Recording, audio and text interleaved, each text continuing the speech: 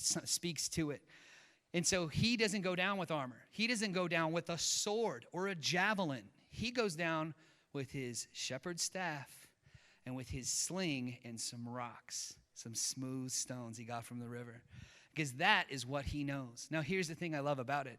He goes down and it says he took his staff in his hand and chose 5 smooth stones from the brook and put them in the shepherd's pouch. And his sling was in his hand, and he approached the Philistine. There's a guy who I like to read behind. His name's Malcolm Gladwell, and he writes about all sorts of different things, including business and all sorts of stuff.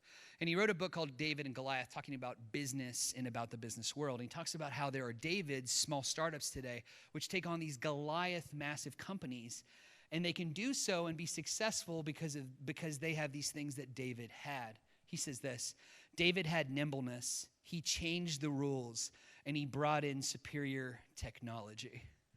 See, he was training in a whole different type of fighting. They're like, you got to get up close. You want to get up close to a man who's two whole people taller than you? No, that's a hard pass. Anybody?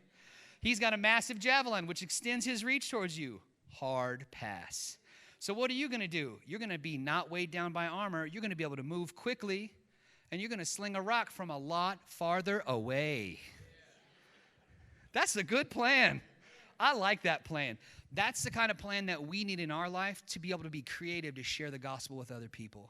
That's the kind of plan we need to fund the ministry of the gospel going forward. That's the kind of thought process that we need to have, is like, Lord, give me creativity outside the box of how we've done things so we can reach the future generations that you want to reach with the gospel. Because they're not going to be reached the way I was reached.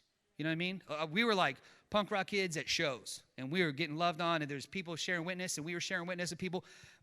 Parents won't let people go outside, right? We had a skate park that we set up here, and kids would flock to skate park. Kids aren't going to skate park. They can't go. It's locked up, right? They can't go outside. So how do we reach the next generation? We have to be creative. We have to think outside the box, be led by the Holy Spirit of God to be a witness in the new way. Not abandoning the message, but changing the method, the way in which you do it.